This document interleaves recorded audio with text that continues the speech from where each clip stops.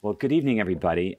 So welcome to the 2022 Lilian Thuram World Cup book tour. It continues all throughout North America over the next week.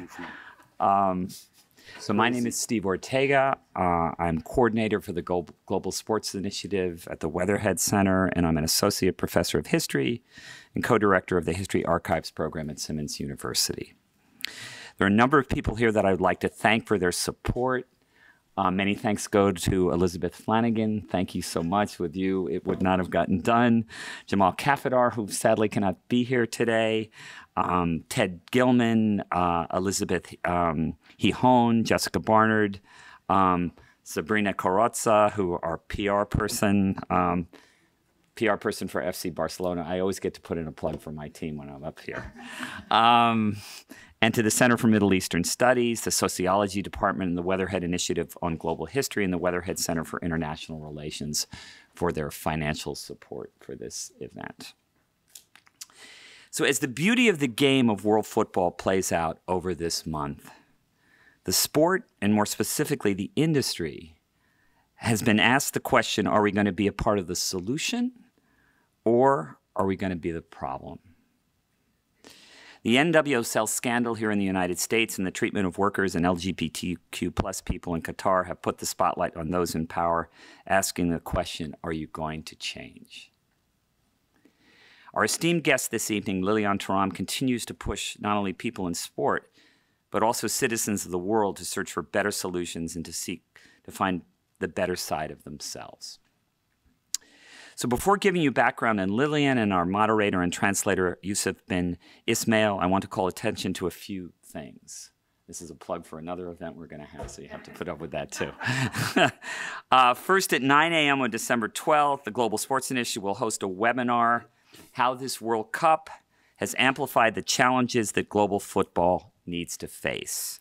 The webinar will be moderated by award-winning Guardian writer David Kahn, who wrote one of the definitive books on FIFA, and will include former European footballers Gareth Farrelly and Stilian Petrov, two individuals who have formed an organization to support players' rights. We also hope to have Lise Klaveness, the dynamic head of the Norwegian Football Association. She has just been at the forefront of sort of progressive change in football.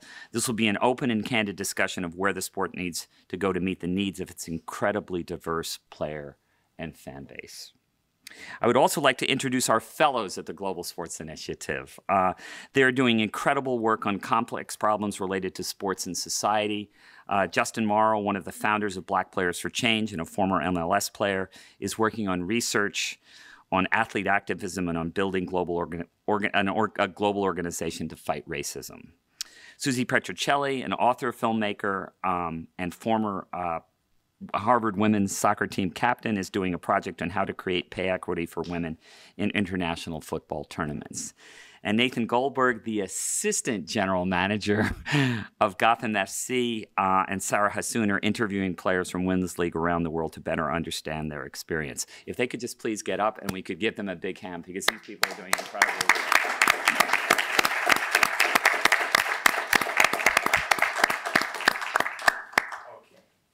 For tonight's program, Yusuf bin Ismail is a Mellon Doctoral Fellow in the Society of Fellows at Columbia University, where he is affiliated with the Department of Middle Eastern, South Asian, and African Studies and the Department of History. He received his PhD from the Department of Near Eastern Studies, Languages and Civilizations at Harvard University.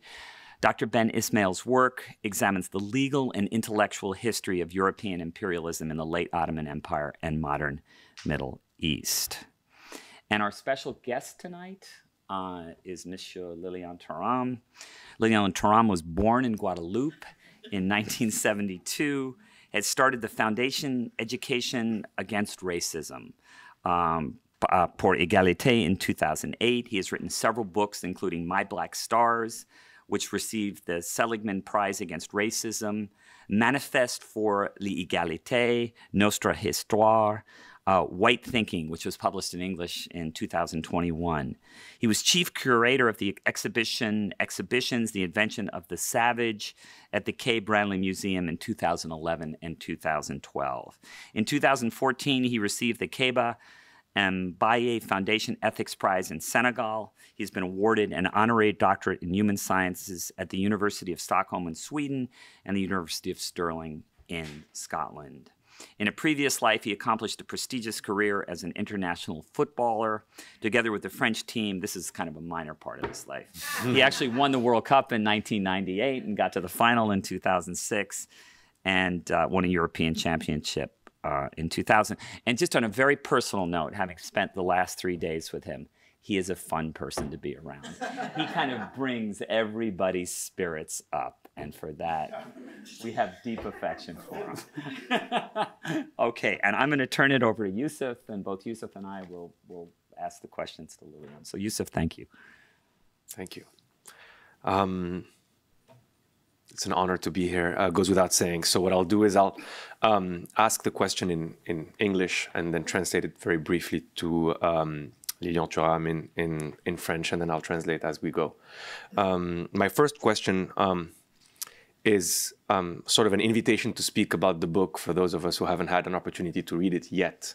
And that is simply, well, to ask, what is white thinking as you see it in the book, and how does it manifest itself in society today? Qu'est-ce que la pensée blanche? Comment ça s'exprime? Je comprends. Très bien. Il y a des fois, je ne vais pas comprendre. Hein. D'accord. OK. Alors, tout d'abord, bonsoir. Ah, mais vous comprenez le français?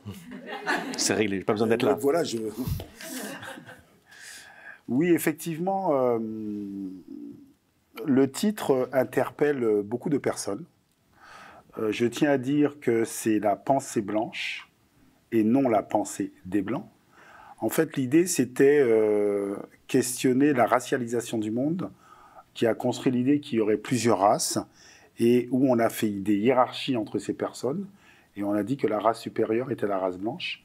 Et cette idéologie politique est extrêmement proche de nous, et c'était inscrit dans les lois il n'y a pas si longtemps que ça. So the idea behind the title is that this is white thinking, which is separate and distinct from the thought of white people. And concretely speaking, it's the question of the racialization of the world and the manifestation of this phenomenon in terms of a hierarchy with white people as a construct on the top of this hierarchy. This is a political ideology that is very close to us, and it has even been inscribed in law quite recently. So the object of the book is this phenomenon. Donc, one thing that is interesting as well to me is that you start the book, you open the book with a change of perspective. So you say that you want to focus not on those who have been discriminated against, but on those who are structurally or actively, sometimes passively, benefiting from this discrimination. So it seems like your audience, the people you want to speak to most directly, are white people, quote unquote. Is that the case? Is that who your intended audience is for this book?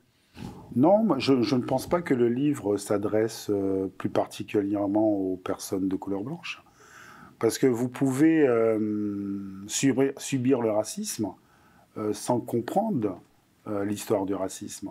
Et donc, pour moi, c'est vraiment qu'on puisse se questionner, chacun de nous, sur les identités liées à la couleur de la peau que nous portons, que nous acceptons, que nous posons sur les autres aussi, pour pouvoir justement les comprendre, pour pouvoir mieux les dépasser. So the audience of the book isn't necessarily white people, because there's also an audience of people who might be victims of racism, but who do not necessarily understand its underlying, its inner workings, as it were. And so those are also part of this audience. I mean, the project of the book is to simply question and deconstruct identities, racial identities, as they have been reified in society. Par exemple, moi, je suis né aux Antilles. Et lorsque ma maman était plus jeune, on lui disait qu'il était préférable qu'elle se marie avec quelqu'un qui avait la peau plus claire pour avoir des enfants qui auraient la peau chapée, la peau échappée du noir, la peau moins noire. Donc ça veut dire qu'une société antillaise qui s'est construite sur la traite négrière avait intégré l'idée qu'être blanc, c'était mieux. Donc on voit bien que la pensée blanche, ce n'est pas simplement une pensée de personnes blanches.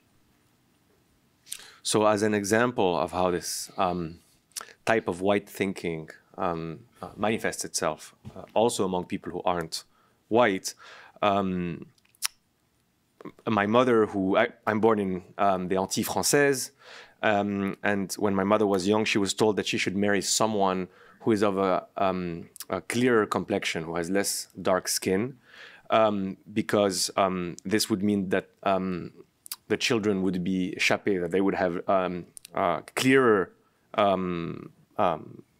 skin color.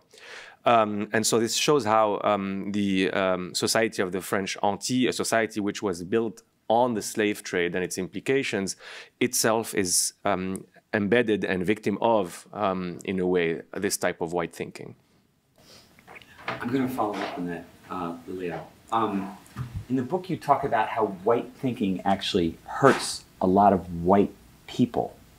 So if you could elaborate on that further. En fait, pour moi, la pensée blanche est avant tout une idéologie qui légitime une violence économique, c'est-à-dire la construction de la racialisation du monde, et où on place les personnes noires tout en bas de l'échelle. C'est avant tout pour pouvoir mieux les exploiter, et c'est tout plus facilement aussi pour exploiter un continent. Mais aujourd'hui, ce système économique exploite aussi les personnes blanches. Mais ce qui est très intéressant, c'est pour que ces personnes ne puissent pas dénoncer ce système, agresser ce système. En fait, on leur dit qu'en fait, ils sont mieux parce qu'ils ne sont pas non blancs. So, white thinking is an ideology that legitimizes a form of economic violence. And so this racial hierarchy that it builds is the point of departure for an actual economic system that is premised on it. That doesn't mean that some white people are not also victims in this economic system. However, what's interesting is that white thinking intervenes as a legitimizing discourse that tells them that they're actually better, quote unquote, and that therefore it takes away from them the means to question the system that they're victims of. Parce que la racialisation du monde, par exemple, n'a pas été construite par la majorité des gens. C'est toujours une minorité de gens qui construisent un discours pour légitimer la violence. Because this process of racialization of the world is not built by a majority. It's not a project for the majority. It's built by a minority, and to legitimize this rule of a minority over the majority.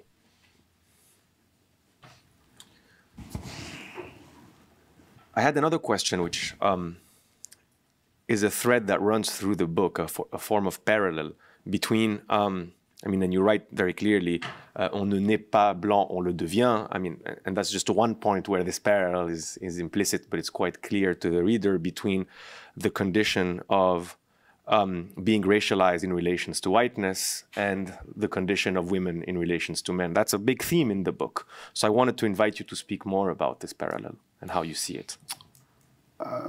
Alors, tout d'abord, il faut savoir que j'ai écrit ce livre parce que je devais être commissaire général d'une exposition sur le racisme en France. Et donc, je leur disais que ce serait intéressant de questionner une catégorie qu'on ne questionne jamais, qui est la catégorie blanche. Et en fait, cette idée m'est venue un jour où j'étais dans un ministère et nous devions parler des hiérarchies dans la société, et nous faisions un tour de table. Et je dis, voilà, je travaille sur le racisme, sur le sexisme. Et d'ailleurs, ce qui est très intéressant, c'est le nombre de personnes autour de la table. Et le président de la séance dit, effectivement, c'est vrai qu'il y a très peu de femmes. Et moi, je lui dis, bah, écoutez, c'est pas ça le problème. Le problème, c'est qu'il y a trop d'hommes. Et donc, quand j'ai vu la réaction des hommes, je me suis dit, mais en fait, c'est exactement la même chose que le racisme. Et donc, c'est pour cela que dans le livre, je fais effectivement le parallèle, parce que je pense que la plus vieille des hiérarchies, c'est la hiérarchie entre les hommes et les femmes. C'est un peu long quand même. Non, ça va. I wrote this book because the point of departure was that I was commissioned to organize an exhibit about racism. And so that led me to have various conversations about the category of whiteness and to question it. And one day I was in a ministry speaking about social hierarchies, and we went around the table, and each person introduced themselves, and I spoke a bit about my work, and I said that I was interested in racism, in sexism, and the way these questions manifested themselves in society. And I made the point to say, I mean, these questions seem particularly salient given the people around the table today and who they are. And the president of the meeting said, yes, it is true that there are few women. And I said, no, it's not that there are few women, it's that there are too many men. And all these men were horrified around the table. And it's this reaction that led me thinking, this is really the same way that racism operates. And so that's where the parallel started for me. In some ways, the oldest social hierarchy is the hierarchy of men first and women second. Et pour moi, c'était aussi important de faire ce parallèle, parce que je pense que la grande majorité des gens peuvent admettre qu'il y a un problème entre les genres. Mais par contre, dès qu'on commence à parler de différences selon la couleur de la peau, eh ben, on perd certaines personnes. Et donc, faire le lien, ça permettait justement de vraiment comprendre pas à pas que le racisme avait une histoire et que même si dans votre famille, il n'y a pas des personnes de couleurs différentes, mais c'est compréhensible si on veut bien s'attarder à comprendre. This parallel was also important to me because I felt like among my interlocutors or in society in general, many people might say or admit that there is a gender gap problem, that there is an issue there, but that as soon as we make the same observation regarding people of different skin color, then immediately it seems less accepted in society. And so there was making this parallel strategically, pedagogically, was also a way to tell those who might not have someone who is of a different ethnic background in the family, well, this is a way for you to understand how this phenomenon operates, how racialization takes place. So you talk a lot in the book about these sort of structures that keep sort of racism in place, that keep this gender hierarchy in place. Could you talk a little bit about how resistance works? Who resists? You know, how do these structures end up being broken up? And how do these structures end up being changed? I mean, who is responsible for taking action? Alors tout d'abord, il y a des résistances parce que je pense qu'il faut admettre que lorsqu'il y a un système raciste ou un système sexiste, il y a des gagnants. Ça, c'est très important à prendre conscience de cela. Et donc, les personnes qui sont gagnantes dans le système vont minorer le fait qu'il y a un problème. Parce qu'ils savent très bien qu'ils tirent profit, inconsciemment ou consciemment, de cette hiérarchie qui existe dans la société. There is resistance inevitably because in a system of exploitation like racism or like sexism, there are always winners. And in general, these winners have the tendency to minimize the problem because consciously or unconsciously, they know that they are benefiting from it. Et c'est pour cela que, effectivement, c'est très compliqué le changement. And this is also why it's very difficult to effect any change.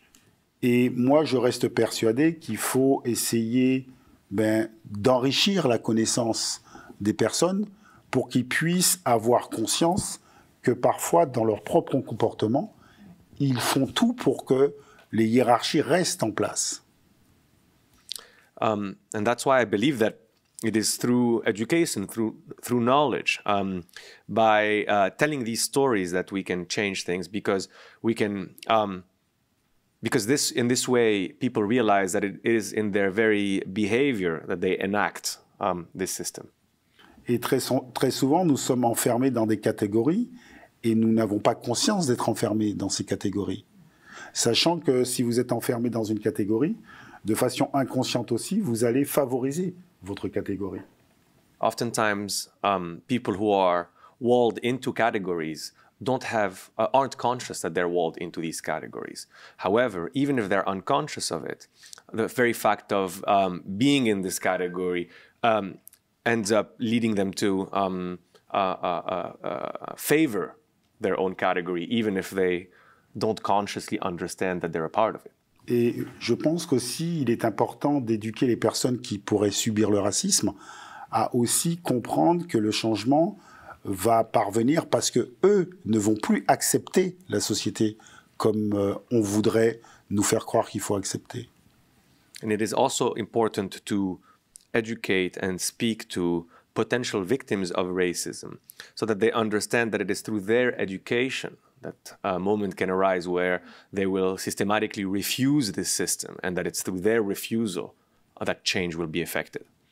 Parce que ce qui est très intéressant dans ces hiérarchies, c'est que ceux qui sont dans la catégorie dominante essaient de faire comprendre à ceux qui sont dominés que c'est tout à fait normal que ça se passe comme ça.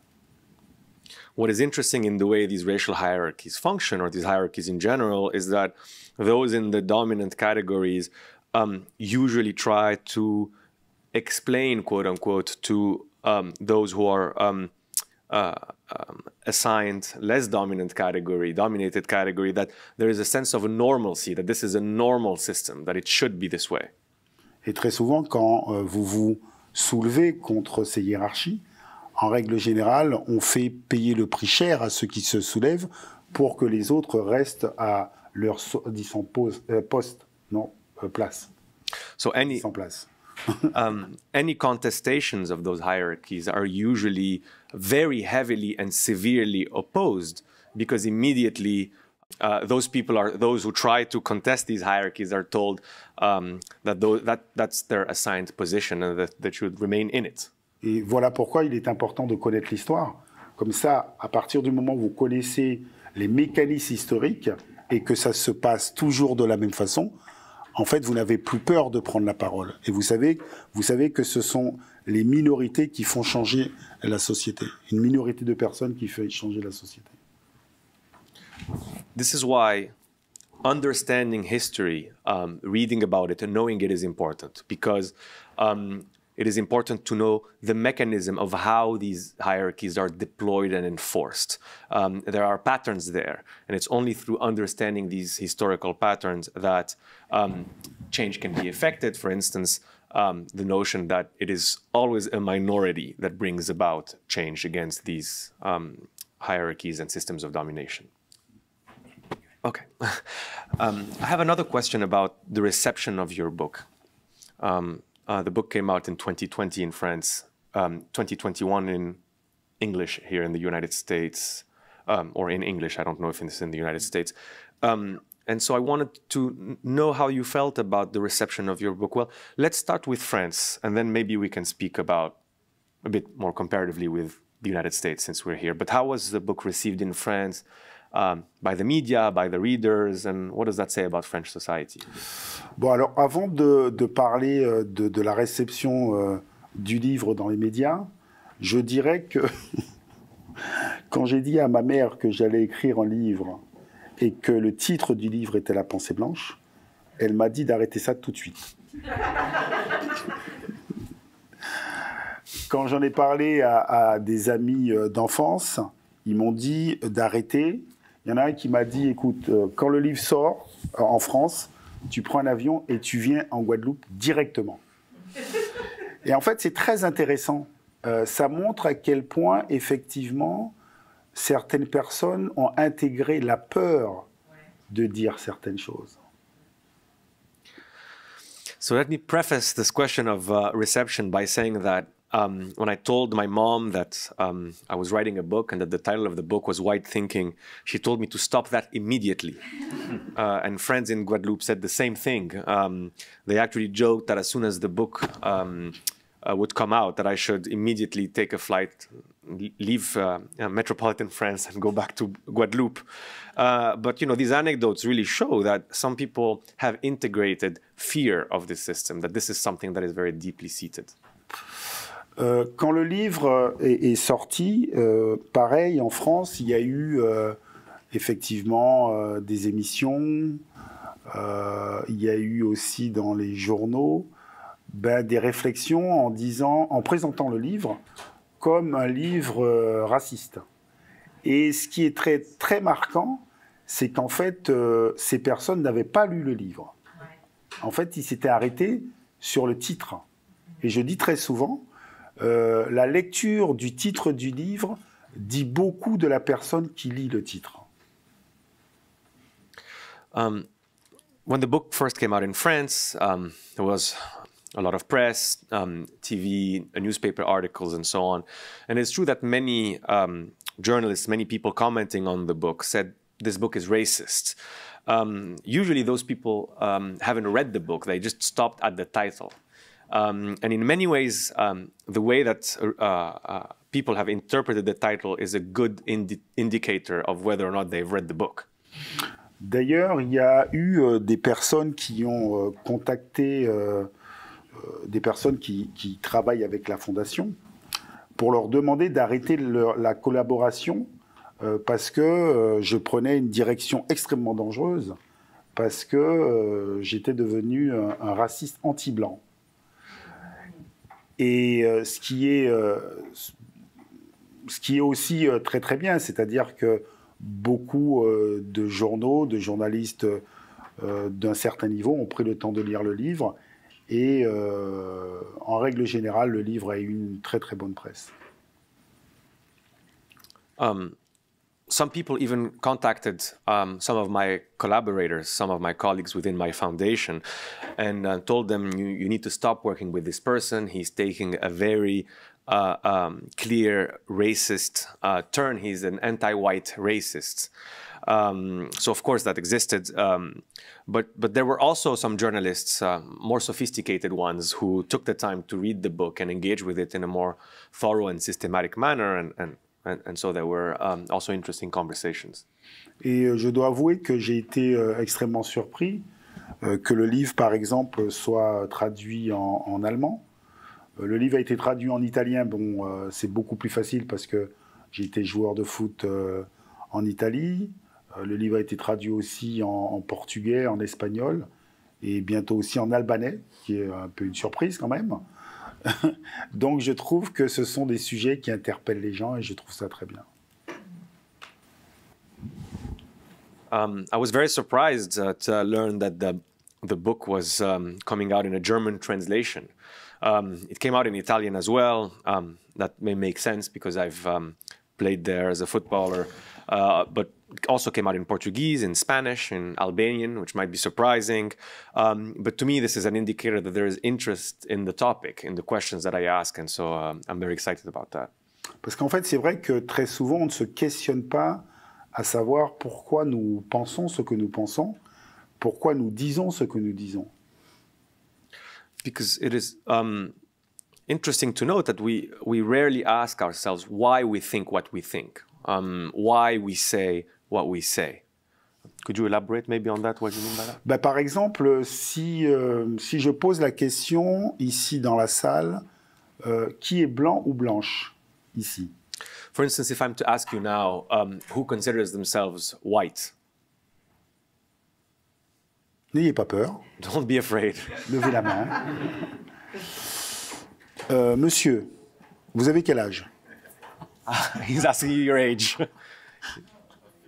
58. Depuis quand vous êtes blanc? Since when are you white?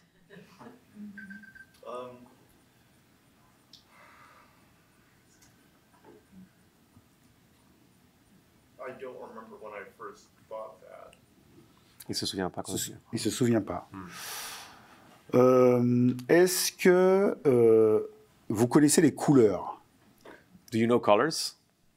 You're able to recognize them? Sure. Ok. Ça, c'est quoi? What is that? Yes, black. Ça, c'est quoi? Ça, c'est quoi? Il a dit navy, c'est ça? Ouais, très très bleu foncé. Et ça, c'est quelle couleur? Ok. Ça, c'est de quelle couleur? Crème. Ah, mais c'est la Couleur crème. Il a compris. Ça, c'est quelle couleur? What color is this? It's not entirely white, but it's white. Pas totalement blanc, mais c'est Ok. plutôt blanc, quoi. Est-ce que vous avez la même couleur de peau que ça? Do you have the same skin complexion as this piece of paper? No. Alors, pourquoi il dit qu'il est blanc? So this is the point. Why do you say that you're white if you're not as white as this piece of paper? Is the point.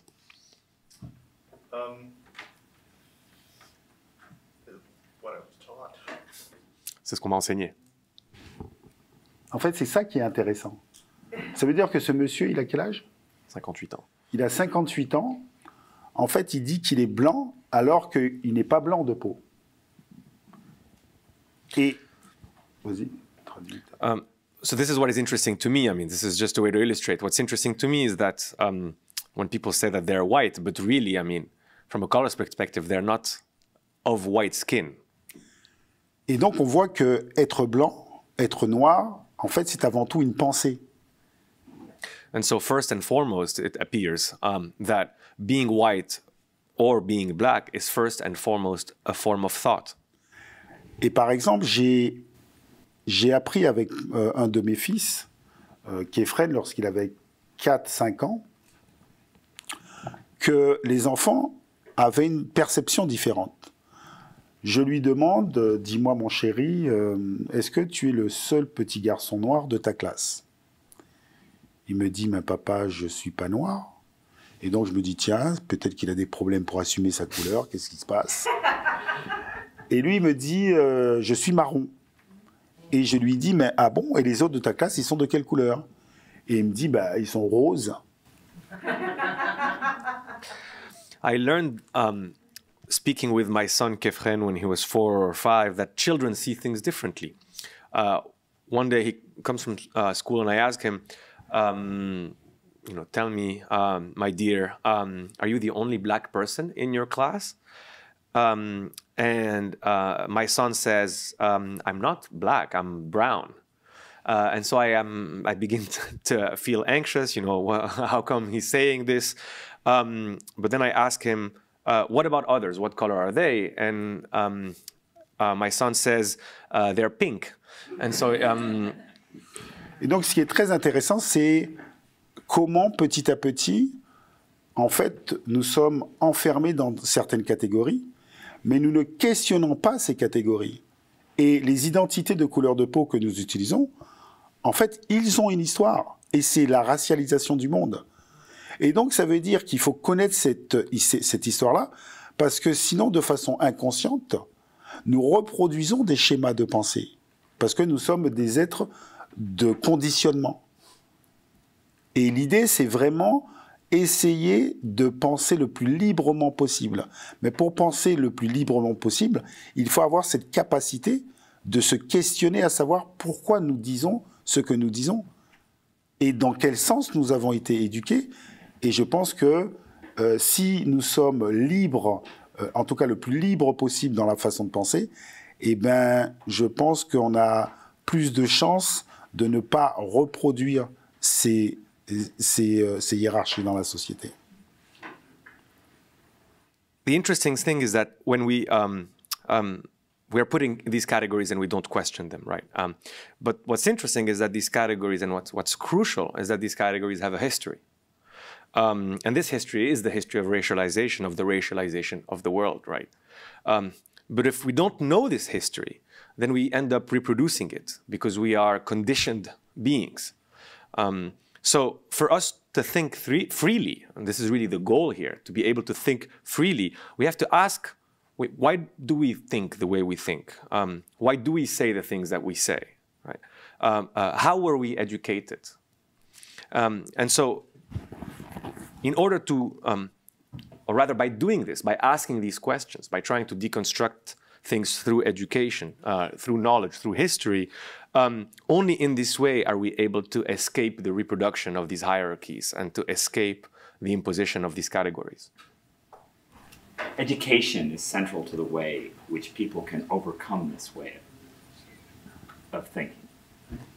But education also creates a certain amount of conformity as well. I mean, I don't think the educational system necessarily asks people to take risks, or asks people to overturn systems, or asks people to challenge conventional ways of thinking.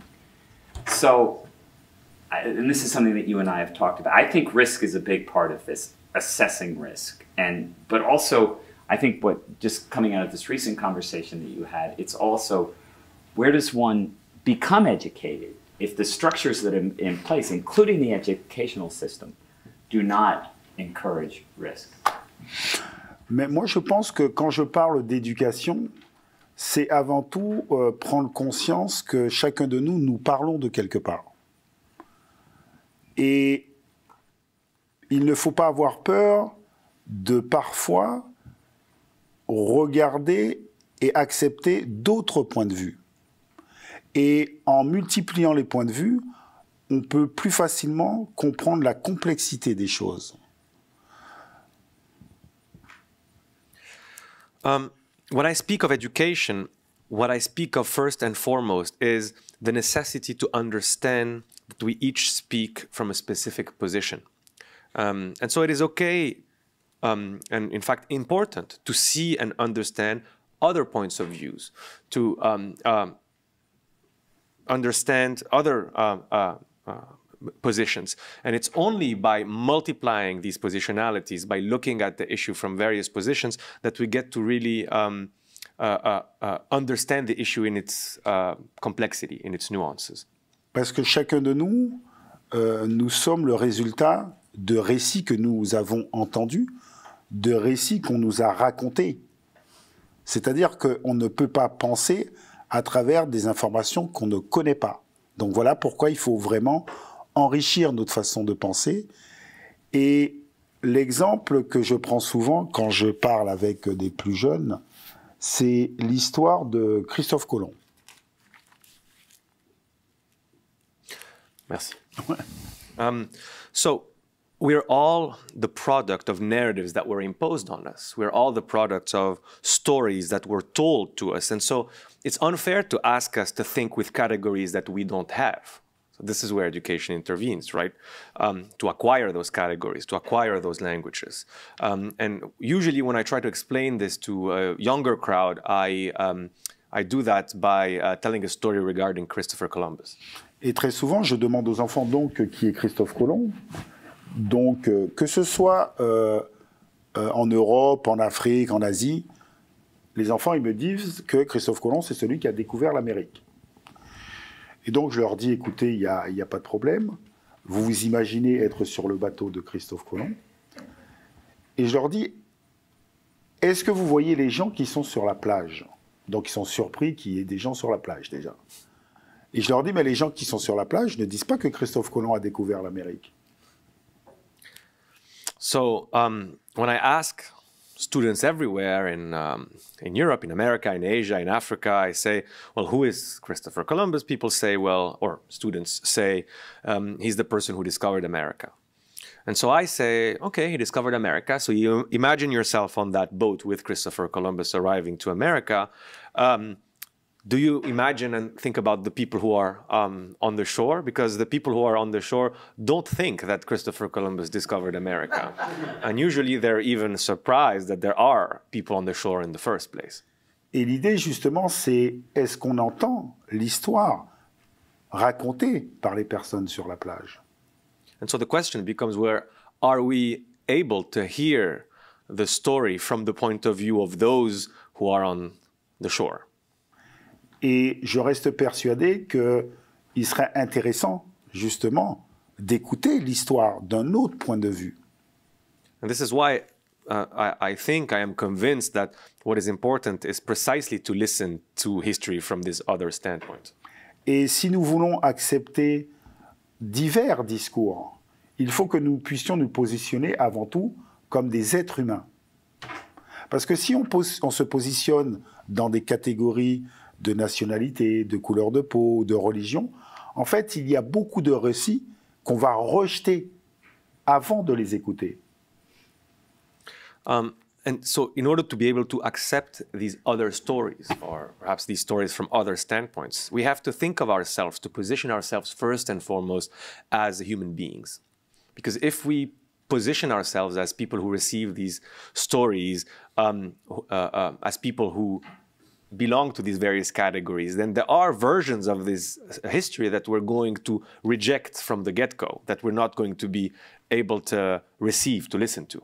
Parce que, par exemple, très souvent, le conditionnement religieux, par exemple, en fait, lorsque nous sommes conditionnés dans une religion, donc élevés dans une religion, très souvent, il y a des récits du monde qu'on va rejeter et qu'on va même pas essayer d'approfondir ou de creuser. So, you know, it's basically the same way that a person who's brought up in a religion might be deaf to certain stories about the world, certain narratives, you know, in an a priori manner, simply reject them because they don't belong to that person's worldview. It's the same thing that is operating here. I want to, I mean, we're in the United States here. The book is in English, and I want to ask about, well, how has the book been received in the United States? That's definitely one question. But also, I mean, what are your hopes? Is this something about the way white thinking deploys itself in America that is different from France? Are there ways that the book might appeal to an American audience that is different from the way it appeals to a French audience? Moi, je pense que... Alors, moi, je suis français. Donc, lorsqu'on parle, par exemple, du racisme en France, on a toujours tendance à regarder les États-Unis. On regarde l'Afrique du Sud en pensant que l'histoire de France ne s'est pas construite sur la racialisation du monde. Mais je pense que le racisme qu'il y a aux États-Unis, qu'il y a en France, qu'il peut être en Italie ou en Espagne où j'ai joué au foot, en fait, ont les mêmes racines. C'est justement cette racialisation du monde qu'on ne veut pas affronter. So I'm French, and so when we speak of race in France and racism, we frequently look at the US. We also look at South Africa. But when we do so, the point of departure, the assumption is that French history is different, that it wasn't built on a racialization of the world in the same way. When, in fact, the roots are the same, be it in France or in other places in Europe, like in Spain or Italy, where I've played football. The assumption is that the roots are different, but in reality, it's the same. Par exemple, en France, la grande majorité des personnes ne savent pas qu'il y a eu des lois racistes pendant plus de 250 ans. Il y a eu le Code noir, il y a eu le Code de l'indigénat. Jusque dans les années 1950, on apprenait à l'école qu'il y avait une race supérieure qui était la race blanche. Many people in France do not know that for over 250 years, French society was built on strict racialization, that this was actually enshrined in law with things like the Code noir, the Code de l'indigénat, and that until 1950, jusqu'en 1950. Ouais. Quoi donc? Il y avait dans les livres, on apprenait dans les livres qu'il y avait une race supérieure qui était la race blanche. That until the 1950s, in French school book, students learned that there was a superior race and that was the white race.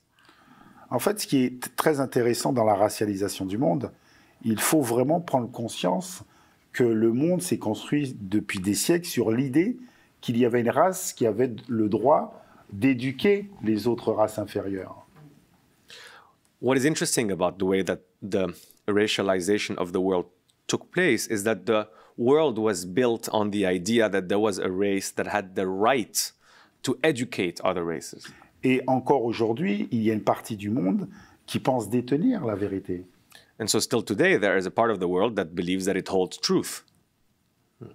C'est ça la réalité. That is reality. That is the truth today.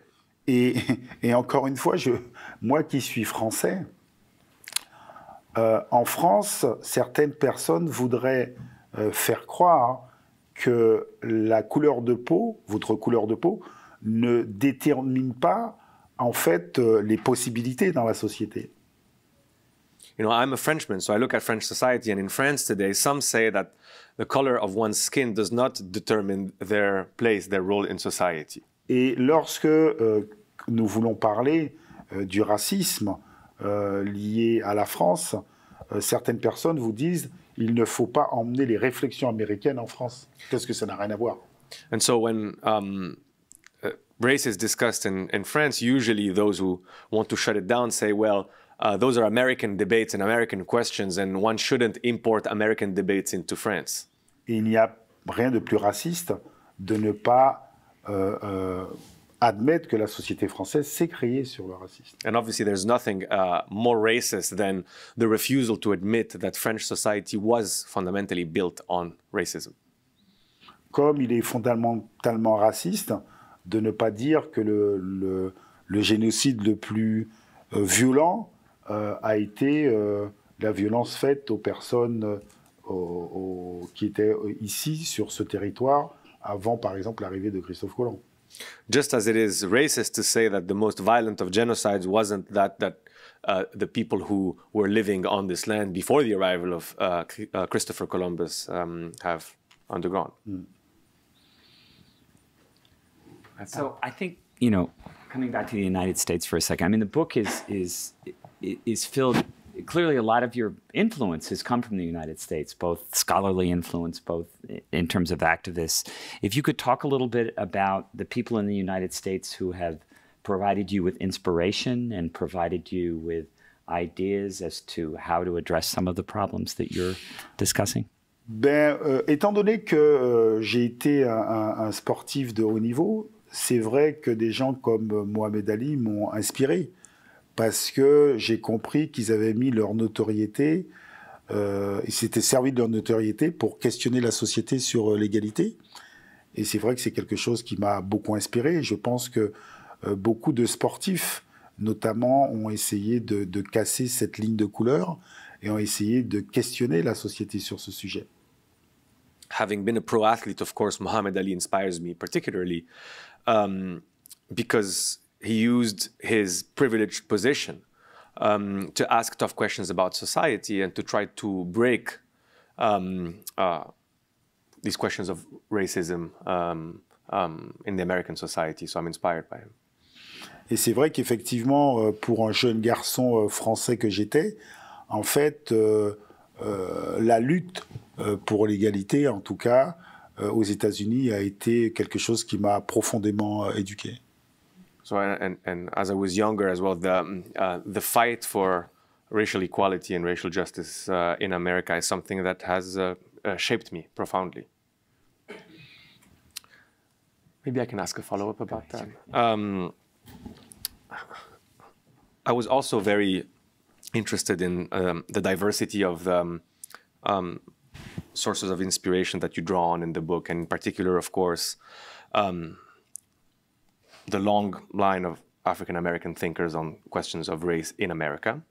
And it's hard not to think of people like W.E.B. Du Bois, who wrote about, you write about white thinking, and he wrote about the soul of white folks, the culture of white folks. And so there is clearly a deep engagement with that corpus, Baldwin, all of these authors. When did you discover them as a thinker? Was this during your football career? Was this later? How did you come to these texts and how did you engage with them? Alors tout d'abord, il faut savoir que, comme je vous ai dit, je suis né en Guadeloupe. J'arrive à l'âge de 9 ans à Paris et je dis très souvent que je suis devenu noir à l'âge de 9 ans. Parce que dans cette classe de CM2, il y a des enfants qui m'ont insulté de sale noir. Et donc c'est là que j'ai été violenté. Je rentre à la maison, je raconte cette histoire à ma maman.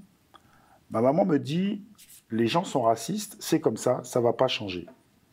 Et je pense que c'est une très très mauvaise réponse pour un enfant de 9 ans, parce qu'en fait, c'est comme si c'était une fatalité. Et donc, depuis l'âge de 9 ans, j'ai commencé justement à me questionner, à essayer de comprendre. Et c'est en lisant, en rencontrant des personnes, que j'ai fini par comprendre qu'effectivement, qu'il y avait une histoire du racisme et qu'on pouvait comprendre le racisme dans la société en questionnant le passé. So I was born in Guadeloupe and I came to Paris at age 9. And I often say that it is when I arrived in Paris as a 9-year-old boy that I became black. That's because I went to school and someone called me racial slurs. And so I lived that as a moment of violence. And I went home and I talked to my mom and I explained what happened. And she replies by saying that, you know, it is what it is. People are racist and they will always be racist. And I think that's not a good answer to give to a 9-year-old boy because it portrays racism as an inevitability, as something that will always exist. But that's sort of the point of departure for me because that's when I started to read and educate myself and I begin sort of this process of understanding history in order to deconstruct this phenomenon. Et ce qui est très intéressant, lorsque j'étais joueur de foot, je me souviens qu'il y avait des joueurs qui me disaient « Lilian, il faut arrêter de lire le livre que tu lis. » Ils ne savaient pas ce que je lisais. Parce que parfois, j'étais très en colère. Et ils devaient se dire « Ce livre-là, il faut qu'il arrête, il faut qu'il passe à un autre livre. » Parce que c'est vrai que lorsqu'on découvre ces histoires, en fait, vous êtes submergé de colère. Et plus vous creusez l'histoire, plus en fait ça vous apaise parce que vous comprenez en fait ce qui se passe. And as a pro athlete, as a footballer, a lot of the times my teammates would say, I would be reading and my teammates would say, Lilian, you have to stop reading that book. And they didn't even know what book I was reading, by the way, but they could see that I was visibly angry. And in some ways, they were right. I was angry because this is a history that makes one angry. But yet, at the same time, as I read more about it, I found it also. I found that it also brought peace to me because I started to understand better, and so it angered me and brought peace at the same time. Et je dois avouer aussi qu'il y a bien évidemment des auteurs américains, mais des gens comme Aimé Césaire ou particulièrement Frantz Fanon. D'ailleurs, dans le livre, lorsque je parle du fait de porter des masques identitaires, ben en fait, c'est en référence avec Frantz Fanon, peau noire, masque blanc. It is true that there are many American authors that I draw inspiration from.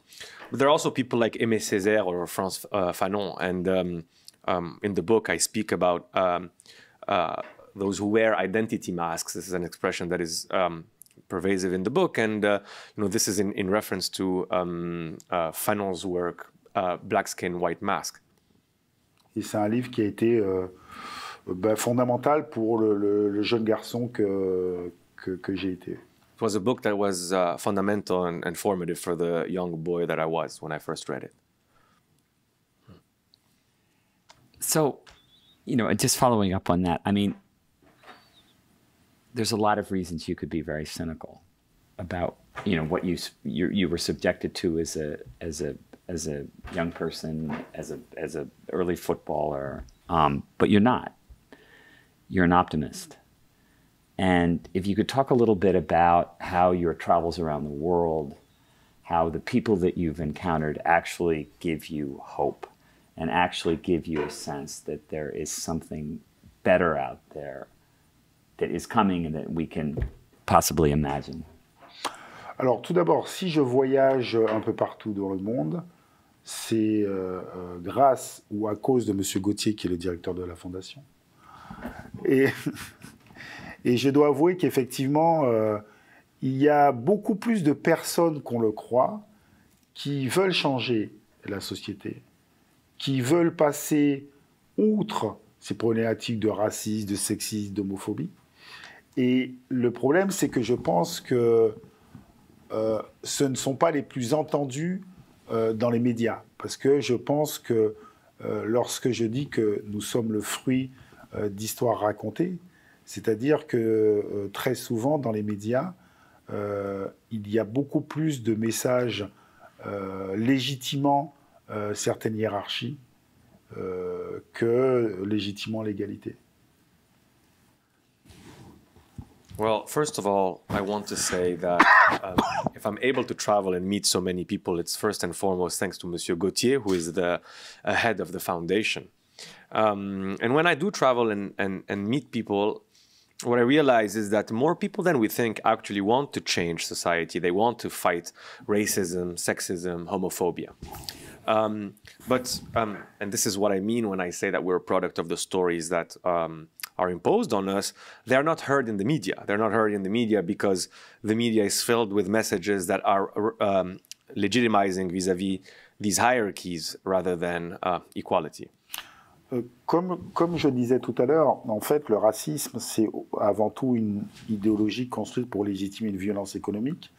Mais aujourd'hui encore, le système économique construit des discours. As I said earlier, racism is first and foremost an ideology that is built to legitimize an economic system, but it's also important to understand that this economic system also generates narratives, also generates discourses. So very quickly, my last question is about this question of the relationship between racialization, as you say, and the economy and the economic system as it exists. I mean, in the backdrop of this, I feel quite deeply there's a critique of capitalism in this book as well, or in the way that capitalism feeds off of the racialization of the world. So just more I mean, that's my impression as a reader. So just more generally, I would love to hear you speak more about the economic implications, the economic links with, or rather the links and the implications of the relationship between racializing discourses on the one hand and the economy. Effectivement, dans le livre, pour moi, c'est très important d'expliquer que le discours économique raconte quelque chose. Et effectivement, à partir du moment où vous construisez le discours qu'il est tout à fait naturel d'exploiter des hommes et des femmes pour faire de l'argent, il faut construire l'idée qu'ils ne sont pas comme vous, qu'ils sont exploitables. Et c'est malheureusement l'histoire de l'esclavage, l'histoire de la colonisation, et c'est l'histoire du rapport que nous avons avec la nature. Et d'ailleurs, quand, dans une partie du livre, lorsque je parle de l'idée que nous avons accepté que nous pouvons exploiter tout et encore plus pour faire de l'argent, mais c'est un lien direct avec l'histoire du racisme. C'est qu'en fait, on a construit l'idée qu'en fait, il y en avait certains qui étaient supérieurs à d'autres. Et que certaines personnes seraient à disposition, comme la nature serait à disposition des hommes.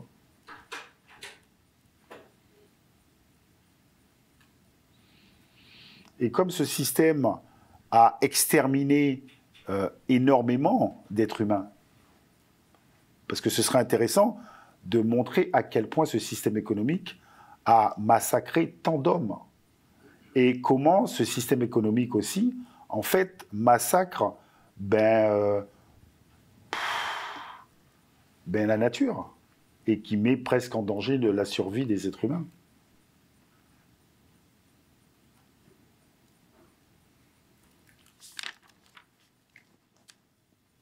So one idea that I wanted to really convey in the book is that economic systems also tell a story, that they also produce narratives. And if the narrative that is produced by the present economic system is that exploitation is acceptable to make money, then the premise, the prerequisite, is first to establish that there are differences between people, that it is okay for some people to be those who exploit and some others to be those who are exploited. And this is the story of slavery, but it is also the story of our relationship with nature. And so the notion of exploitation and the fact that we have come increasingly to accept the idea that exploiting resources is okay is also linked to racism in a fundamental way. The idea being that some people are made available to others, like nature is available to us as a resource, as an economic resource to be exploited. And it's, in other words, put differently, this is an economic system that destroys nature in the same way that it destroys its others at the same time. I guess we should go to audio. Thank you so much.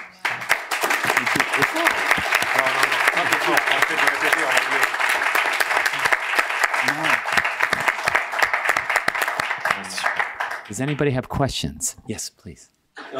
Yeah, on the topic of capitalism, racialization, could you speak a little bit more about whether you think white thinking or the notion of white thinking can exist in a world where capitalism exists?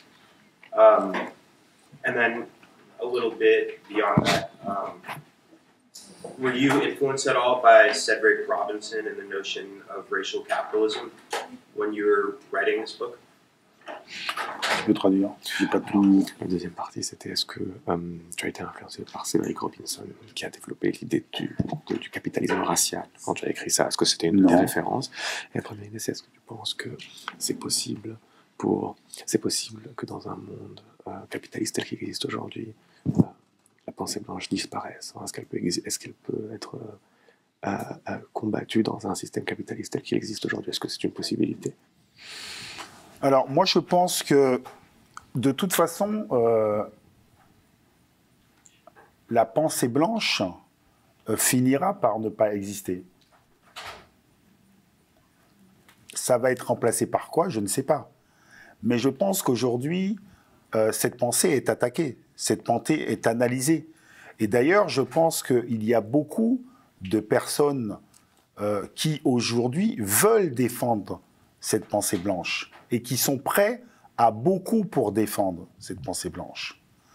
Après, effectivement, en faisant le livre, non, je n'avais pas comme référence le nom que vous avez donné, mais ce sont des lectures qui m'ont mené à une réflexion de ce type-là, mais pas un seul auteur. I didn't read that book in particular as I was writing the book, but I think white thinking is bound to be destroyed, no matter the context. I think, I don't know what other horizons might exist. I don't know what replacements, what the replacement will look like, but at least it is very clear that it is under attack as a system. And it's precisely for that reason that we see today that it has many defenders, that we're at a moment where there are a lot of anxieties from people who benefit from it.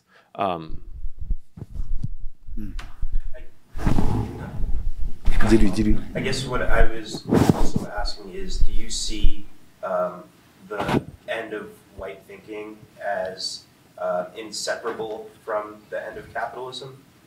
Or do you think there can be an end to white thinking in a world where capitalism still exists? Est-ce qu'on peut penser la fin? En fait, je me posais la question, je disais que c'est possible de voir la fin de la pensée blanche sans penser aussi la fin du capitalisme en même temps. Est-ce qu'on peut les dissocier? Est-ce qu'il peut y avoir un... Oui, moi je pense qu'on peut. Je pense que le capitalisme peut exister sans la pensée blanche. Parce qu'aujourd'hui, je pense que le monde entier a choisi comme système le capitalisme. I do think that capitalism can exist without white thinking. The world has chosen capitalism as a system. Thank you so much for walking us through your motivation and inspirations to write this book. And I have a personal question here. Did you experience racism among the teams you played yourself, like during your professional career? And if so, how did you navigate it? Navigate, ça veut dire quoi? Comment tu as réagi? Comment tu Bien évidemment, lorsque j'étais joueur de foot, notamment en Italie, sur certains stades, il y avait des supporters qui faisaient le bruit du singe.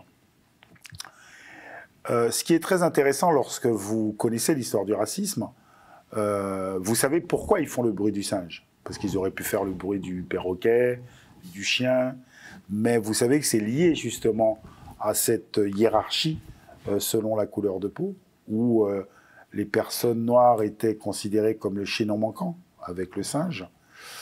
Et je pense que ces personnes-là n'ont pas conscience de cette histoire-là.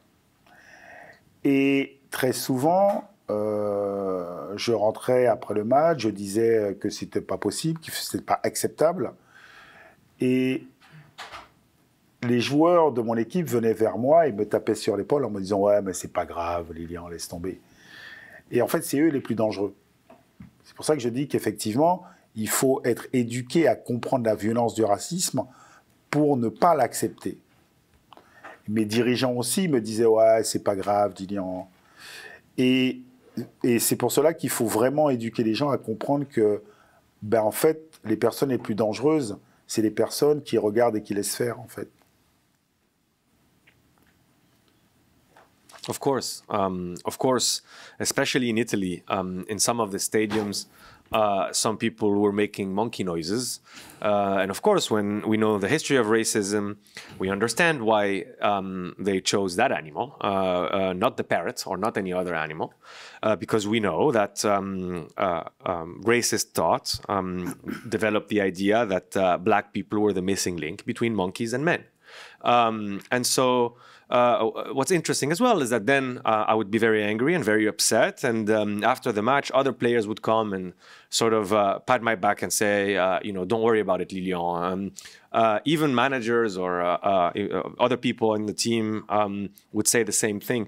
But what I think is that those are the most dangerous people because they're passively accepting the system. And that's where education becomes crucial. It's to educate those who are passive to no longer be passive and legitimize the system. Mais en tout cas, analyser le racisme dans le football est quelque chose d'assez intéressant. Parce que ça montre à quel point certaines personnes ont besoin de la figure du noir pour se sentir bien. Ça veut dire qu'en fait, dans le racisme, il y a cette chose qui fait que quand vous méprisez l'autre, vous en tirez un bénéfice. Il n'est rien, donc je suis tout. I think racism in football is a good lens through which to look at racism. Because it shows that people need the figure of the black person to feel good. And it reveals something, this phenomenon about racism. When you have disdain for someone else, it seems like you draw advantage from that. The idea is that person is nothing, and so therefore I am everything. Et c'est pour cela qu'il faut vraiment éduquer notamment les enfants qui pourraient subir le racisme pour qu'ils comprennent quelque chose d'essentiel, qu'en fait, ce sont les racistes qui ont un problème et pas eux. And so that's why it's also crucial to educate potential victims of racism, particularly young ones, because it's important to unambiguously explain that it's not them who are the problem. They are not the reason that there is a problem. Thank you so much. Écoutez, je ne peux pas vous répondre. I cannot reply to you. You won against France today. Ouais, ça va. Merci beaucoup. It's recording. Merci beaucoup pour votre livre. J'ai lu le livre avec beaucoup d'intérêt. J'ai admiré ce que vous avez écrit. Mais je voudrais vous poser une question à propos de votre argument principal. C'est en fait, il faut arrêter de penser blanc ou noir ou de couleur. Et si on demande l'éradication, Yes, la pensée blanche, est-ce que aussi on demande aux gens de couleur noire d'arrêter de penser noir? Parce qu'aujourd'hui, c'est une source de fierté pour beaucoup. Et c'est une question identitaire. Être noir, être black, c'est source de fierté, de pride. Je voudrais corrigez-moi si je me trompe, est-ce que les deux questions sont liées ou est-ce qu'on peut arrêter de penser blanc, mais on peut quand même continuer à être fier de sa couleur? Very quickly, I'll translate the question for the audience. It's about the core of the argument of the book, which is about white thinking and about what Lilian Thuram says is the necessity to abolish white thinking and to deconstruct these categories. And the question is, well, if the imperative is for us to stop thinking in these categories, considering the fact that Black thought, the Black intellectual tradition, is a very proud and a very prolific tradition, is the idea that we stop thinking in those terms, right? Black thought, white thought, so on, or is the horizon to abolish white thought, but to let the possibility for other forms of, Black thought, XYZ thought to continue to exist while white thought is abolished? Alors tout d'abord, moi je veux qu'on puisse comprendre ces catégories. Ça veut dire pourquoi ces catégories existent. En fait, lorsque vous parlez du fait que on défend l'idée d'être fier d'être noir, mais c'est lié à la pensée blanche. Parce qu'en fait, la figure noire, comme on la connaît aujourd'hui, est une construction de la pensée blanche. Ça veut dire que si des gens se sentent obligés de se protéger, mais c'est parce que, justement, il y a toute une histoire du racisme qui a emmené l'idée qu'être noir était inférieur. Donc vous voyez bien que, effectivement, c'est lié. Et donc, réfléchir à comprendre cette pensée blanche, c'est aussi questionner qu'est-ce que c'est être noir. Encore une fois, Baldwin disait que le racisme, c'est un problème de blanc. C'est pas un problème de noir, c'est un problème de blanc. Mais pourquoi? Parce que c'est une construction blanche. Je ne sais pas si j'ai répondu à votre question. Oui, oui. Merci. C'est très important de voir que c'est lié, en fait. Et les personnes noires, en fait, n'ont pas d'autre choix de se protéger de cette pensée blanche. Et d'ailleurs, on leur reproche lorsqu'ils veulent se protéger de cette pensée-là.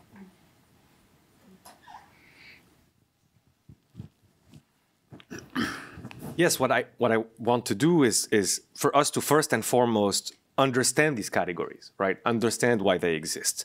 Then this idea of quote-unquote pride in Black thought is also linked to white thought, and that's also important for us to understand that the idea of the Black figure is also a construction of white thought because it is it finds its origin as a refuge against the attacks of white thought.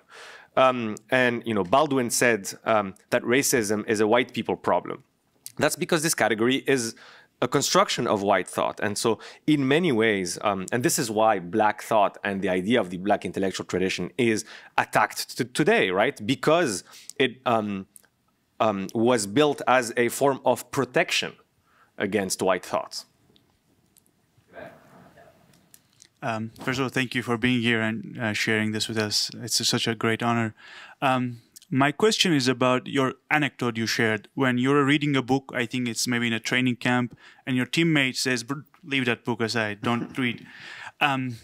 If we compare professional sports to other sectors of society, we see often around the world that the group of athletes, group of players, are more diverse than many other sectors of life, economic life, social life, law, medicine, etc. But we see fewer athletes like you speak out or identify with things that are associated outside of sports. Can you maybe say something about how the professional culture in teams, between teammates, how does that play? How is that a factor in discouraging young athletes from intellectual activity, political activity? Because we also know that athletes are under great pressure. I mean, economic pressure, injuries, of course, a lot of games. How does that play out? Do teammates encourage each other to read and think about things, or is the general culture more negative towards what you have done? Thank you. C'est vrai qu'effectivement, il y a une diversité dans les équipes de foot qu'on ne trouve pas assez dans d'autres sphères de la société. C'est pour cela que d'ailleurs la victoire de 98 a été quelque chose de positif parce que ça a créé un débat en France.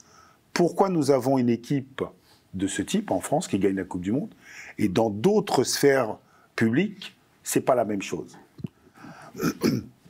Après, vous savez, je pense que peut-être que je me trompe, hein, dans tout corps de métier, je ne suis pas sûr que la grande majorité prenne position politique sur certains sujets.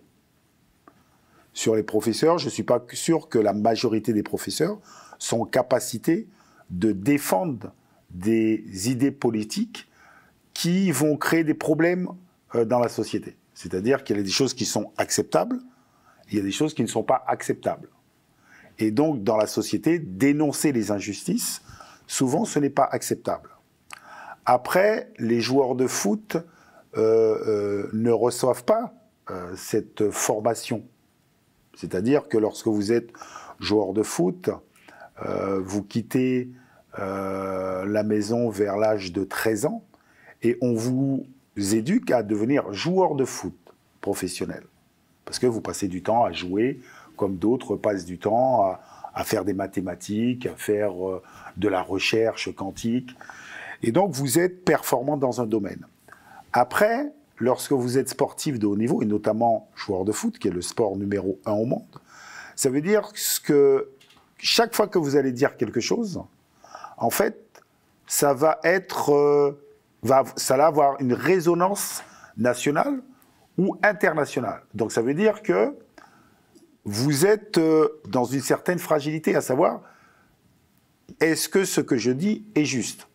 Après, vous êtes dans un système, le foot, qui avant tout se veut être neutre. Parce que vous êtes là pour vendre du rêve. Vous êtes là pour vendre l'image du football, l'image des sponsors. Et donc, parfois, vous allez recevoir des messages qui vont vous dire, en fait, ces choses-là, il ne faut pas en parler. Ça veut dire que personne ne va vouloir vous le dire directement, mais vous recevez des messages disant, vous restez à votre place. Et votre place, c'est quoi? Jouer au foot et ne pas intervenir sur certains sujets.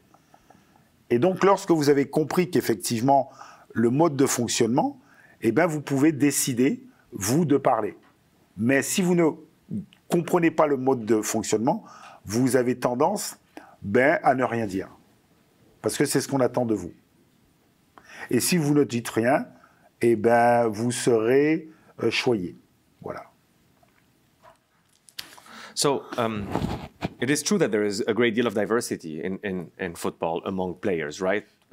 Ethnic diversity, racial diversity, compared to other segments of society. And in fact, what was positive about the '98 victory in France was partly that it created a social debate around this question, around the question of, well, how come then this is possible in football?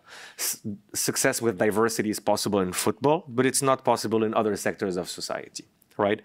But I think that we might be wrong I think that, and I might be wrong here, in other sectors of society too, people don't necessarily speak up politically, actually, that there is the same sort of pressure. I think here of professors, like university professors. For them too, there are things that, and the system is, tells them very clearly, there are things that, political questions that are seen as unacceptable, as red lines. And so, I think the first thing I want to say is that this actually obviously exists in other sectors as well. The second thing is that, football players aren't educated to speak up about political questions. They, at a very young age, they train in sports. Of course, they go to school and everything, but they're not trained to think about these questions and speak up about them publicly. And in football in general, as a professional footballer, you know that it's made very clear to you that if you say something, it will have national, potentially international implications. And so young players are often put in a position that is not a position of strength, where they have to constantly ask themselves, how will what I say be perceived? And so you're also there inevitably to defend the image of football, which fashions itself as something that brings pleasure and happiness to people, and also of your sponsors, and that's also a reality. So it is made very clear to you as a football player. This may not come in the way of explicit directives, of explicit words, but it's made very clear to you. Stay in your lane, don't speak up, right? And so once you understand the system, you can decide to go against it, you can decide to speak up. But if you don't make the effort to understand, then of course you won't speak up, and you will be rewarded for not speaking up. Is it on? Yeah. Oh. First off, just thank you again. I'm going to try to be as succinct as possible with my question. But I just wanted to sort of go back to the topic of dismantling racial hierarchies under a capitalist system.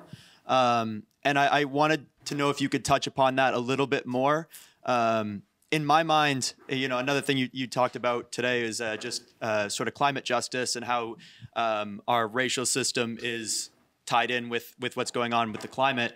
And to me, trying to dismantle sort of racial systems that are inherently unjust under a capitalist system kind of feels like allowing big oil companies to try to fix the climate. There's always going to be sort of a shifting of the goalposts because at least in my opinion, in a capitalist system, there's always going to be a class that has and a class that has not. It's always going to try to divide people. So I was just wondering if we needed maybe a rethinking of our social values in order for this to happen, or what are your thoughts on that?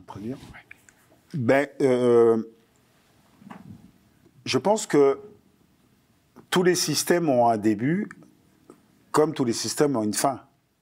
Donc ça veut dire que on nous posera la question à savoir, est-ce que nous voulons continuer dans ce système économique qui crée effectivement des divisions, qui crée des violences.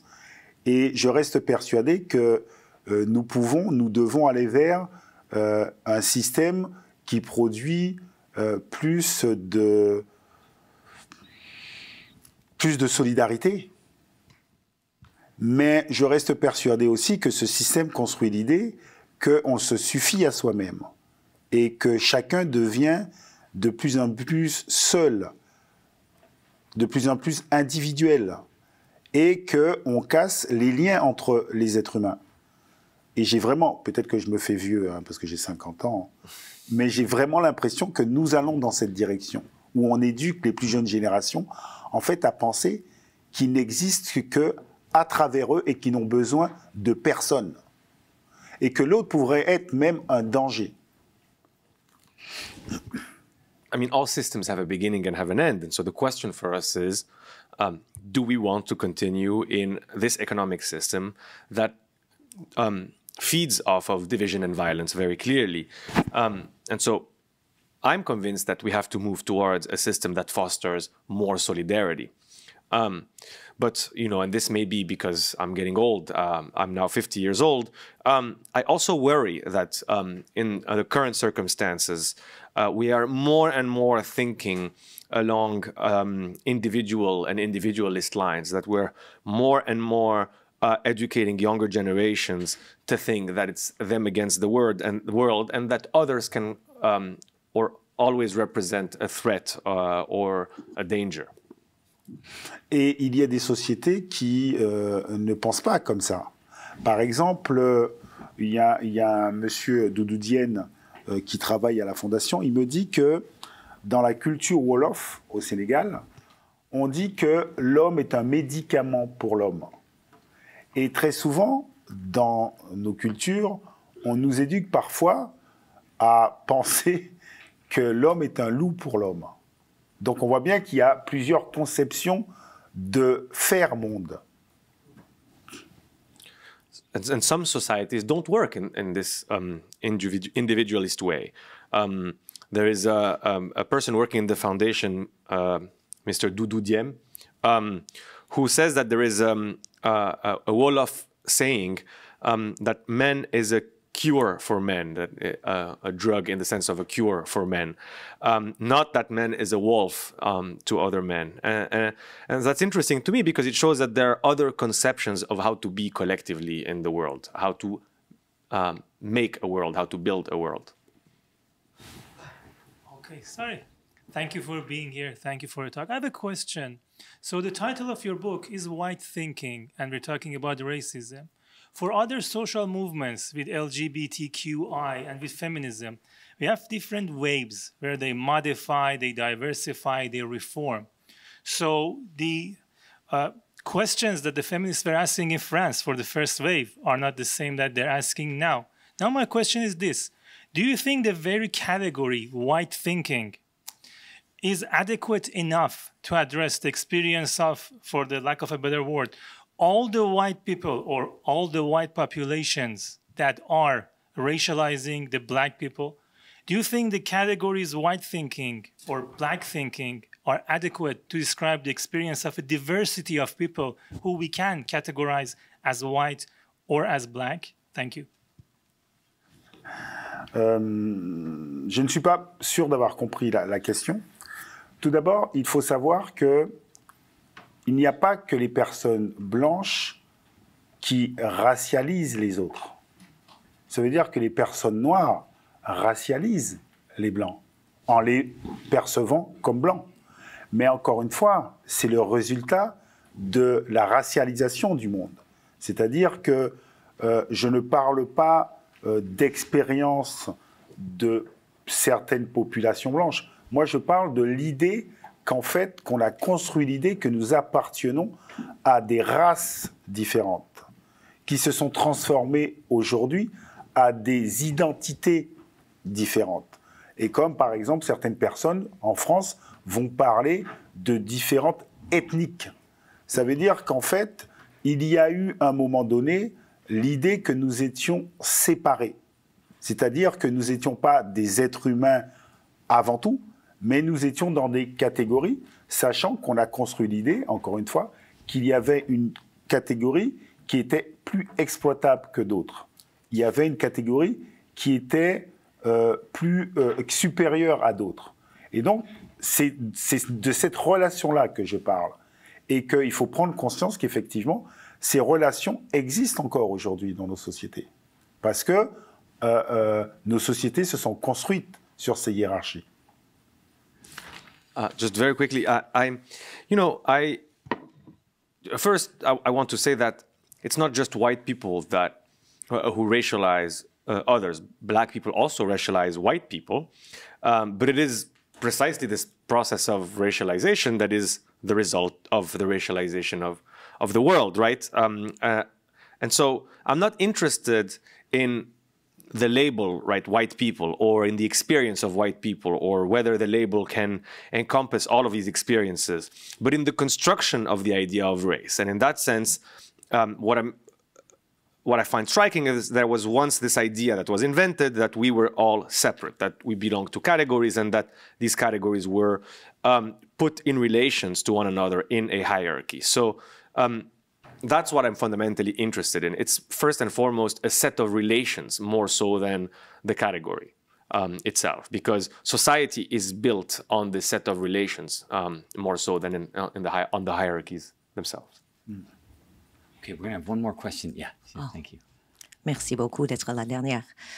C'est la dernière. Ouais. Je sais que vous avez parlé du lien entre l'économie et le racisme. Et en pensant à ça, je pense, et vous avez dit aussi que vous avez passé la première partie de votre vie en Guadeloupe.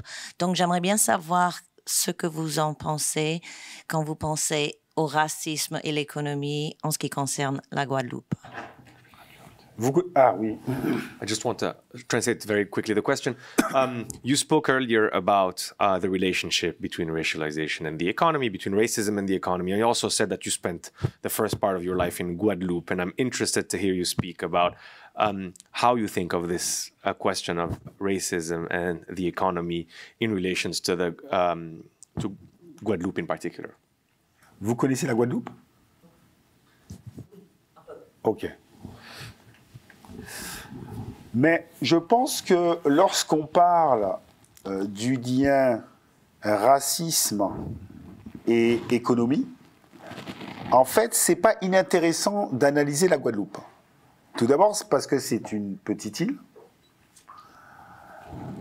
Et c'est plus facile d'analyser une petite île que tout un continent, par exemple. Analyser la Guadeloupe, c'est aussi analyser la violence du système économique. C'est-à-dire, c'est une terre qui a connu l'extermination des populations qui étaient là. C'est une terre où on a fait venir des hommes et des femmes d'Afrique qu'on a mis en esclavage. C'est une terre où on a fait venir aussi des personnes d'Inde après l'abolition de l'esclavage. Et ce qui est très intéressant aux Antilles, vous allez voir que les personnes qui détiennent la grande majorité des richesses en France, c'est une minorité de personnes. Et cette minorité de personnes, ce sont des personnes blanches. Et d'ailleurs, la minorité des personnes, on les appelle aux Antilles des béquets. Et c'est très intéressant de vraiment analyser, et on va percevoir en fait que effectivement, ce dont nous parlons, de la racialisation du monde, de la place que certains ont ou qu'on n'a pas, en fait, ça se retrouve aux Antilles et c'est assez visible. Et vous allez voir qu'effectivement, les personnes les plus foncées de peau vont avoir moins de probabilité de progresser dans la société. Et c'est vraiment, effectivement, à mon avis, très intéressant d'analyser la racialisation du monde en analysant ce qui s'est produit et ce qui se produit encore en Guadeloupe. Looking at Guadeloupe in order to understand the link between racism and the economy is actually quite interesting. First and foremost, because it's a small place, and so it's easier to identify these links at that small scale. And also because Guadeloupe illustrates the violence of this economic system. It is a place where the local population was exterminated. It is a place where African people were brought and then enslaved. It is also a place where people were brought from India after the abolition of slavery. And so you look at it today and you realize, well, one, a minority of people, a white minority of people, holds the majority of economic resources. In the French Antilles, we call these white people béquets. And it's really interesting because as a result, you look at Guadeloupe, but not just Guadeloupe, the entire Antilles, and you see very clearly how this system unfolds, right? Very concretely speaking, the darker your skin color is, the harder it is for you to exist in society and to thrive in society. Et comme c'est une île française, c'est aussi très intéressant de qui construit en fait le discours acceptable et comment on éduque les gens. Par exemple, ma maman, lorsqu'elle était plus jeune, elle a été éduquée à se penser être descendant des Gaulois, par exemple. Et je lui disais, mais maman, c'était sérieuse ou pas? Comment tu as pu croire ça? Elle m'a dit, c'est ce qu'on nous racontait à l'école. Vous voyez, c'est très intéressant. Et en fait, comment on raconte, par exemple, l'abolition de l'esclavage. C'est-à-dire que ça a été un cadeau fait par la France. Et donc, on ne parle pas de la lutte des esclaves pour se libérer. Et donc, c'est pour ça qu'on a toujours tendance à ne pas montrer que l'égalité, en fait, c'est gagné. Et très souvent, il y a eu des mouvements pour gagner la liberté, et ce sont aussi des mouvements liés à une certaine violence pour casser le système. Et tout cela disparaît dans le discours.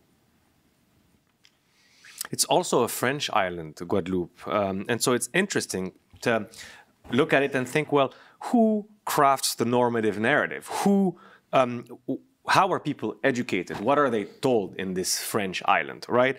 I like to say that, my mom was taught in schools that she was a descendant of the Gaulois, of in metropolitan France. And I always made fun of her. What are you talking about? You're a descendant of the Gaulois. And she always replied, well, that's what I was taught in schools, right? And the same thing happens when, with regarding to the normative discourse around the abolition of slavery. It's taught as a gift that France gave the Antilles or Guadeloupe. And so we are never taught that this is a story of resistance, that this is a story of a fight against oppression, and that freedom was something that was won, that it was not given as a gift. So these stories really disappear from dominant narratives and in dominant discourses. We've kind of been in discussions of Lilian's spending a little bit more time here, an extended period of time, so that we could have more discussions. He could talk to more people in and around the United States. So I'd like to we would like to invite him to come for 3 months, and I would hope that everybody would sort of just support that, because I think Oui, c'est ça. On ira faire du foot.